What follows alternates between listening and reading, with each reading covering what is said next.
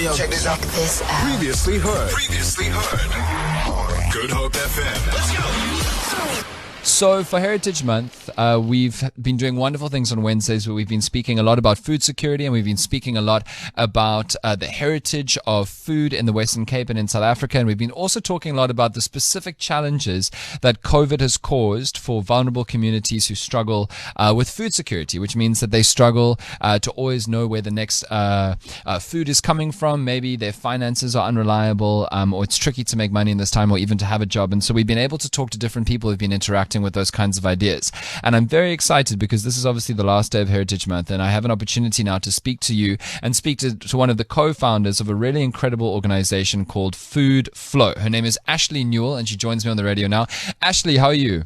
I'm great. Thanks for this opportunity. Thanks so much for being on the radio. So, Ashley, you, of course, I think a lot of people are going, not from here, but definitely from here, at least from your accent alone. How did you end up in Cape Town and started at least working on something like food security in this part of the world with Food Flow?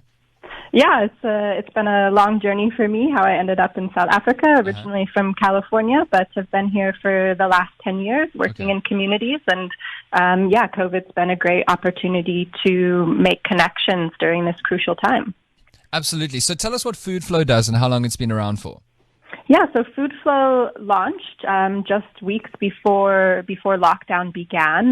My co-founder, Iming Lin, is a small-scale farmer herself in Cape Town and lost her restaurant clients as soon as those restaurants had to close, and recognized that many farmers would be in the same position as her, and at the same time schools had just closed and aftercare programs, and we know how many people rely on the valuable meals that are offered by those services. So she had the idea of seeing if we could connect small-scale farmers and fishers to keep the food flowing and get it to the communities that need it the most. Wow, that's amazing. So I know that a lot of people, a lot of us city dwellers, have no idea what a small-scale farmer or fisher looks like, or at least a limited idea, because when we think of farms from our city centers, we think of these huge productions. What meaningfully does small-scale farming mean in this part of the world?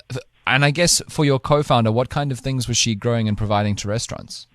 Yeah, so the benefit of the small-scale farmers is that they are able to grow these specialty vegetables, which many of the high-end restaurants really benefit, having these unique heirloom vegetables that they can offer. But I think what's really special, particularly about Cape Town, is small-scale farmers are here in the city and are your neighbors, and there are people locally producing food just next door. Sure. And a real challenge that we face now in thinking about that our work moving forward is how to keep the food local and how to make sure that you do know the farmer next door and are able to get food from them. And of course, that is amazing because, I mean, we've all seen the terrible job stats. We've all know how many people have suffered during COVID, in particular in a country where many people struggle for work in the first place. We know how many people have just given up looking for work at all. And so we know how important it is to try and help our own communities. Okay, so Ashley, what does Food Flow actually do? Because I'm seeing some extraordinary numbers here on your website, foodflowza.com. What do you guys actually do? And what an incredible thing to have been doing this work during a historic pandemic.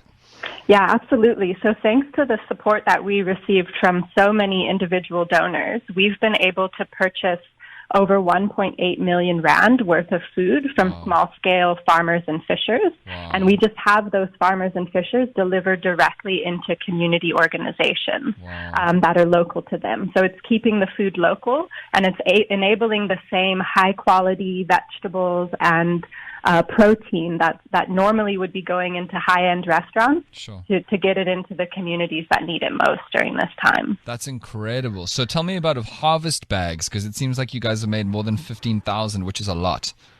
Yeah, so a harvest bag consists of roughly 8 different vegetables, or in the case of fish, that's a kilogram of fish. And that goes distributed to families, although we also deliver to a number of soup kitchens, which in that case we're delivering bulk vegetables, cooler boxes of fish so that the kitchens can cook up for the community. Sure, and you guys I think have been doing similar work, or at least work alongside ABALOBI, which does similar stuff but with small-scale fishes. We've spoken to different people involved in that a lot for Heritage Month.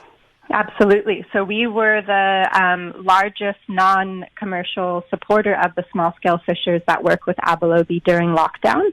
And it's been a great opportunity because we kept the market open for them supplying into these communities thanks to donor support. It also justified their own fishing trips to keep the fish flowing into their own communities as well. Oh, that's incredible. Ashley Newell of Food Flow, thank you so much for all of this incredible work and also telling us about it and pursuing it and doing more of it in such an arduous time with you and all of the team at Food Flow and all of the different people who are involved. And now I'm sure a lot of people are listening and going, wow, this is quite extraordinary. How can we get involved? What are the ways that normal people out there in the world can support? Absolutely. So we have two ways you can currently support us. One is, of course, sponsoring a harvest bag, and every week we continue to make deliveries of vegetables and fish into communities. And at the moment, we're also running a fund of funds, crowdfunding to help us bridge into our next chapter of continuing to enable this connection from farmer to community beyond COVID, and bringing in informal vendors into the value chain and keeping the food flowing. Oh, that's amazing. Okay, so Thunder Fund is away, but all the details are on foodflowza.com. Ashley Newell of Food Flow, thank you so much for joining us. Thank you so much for explaining this work and doing this good work in and around Cape Town with your whole team. Feel it. For more, tune in to goodhopefm.co.za. It's all you need.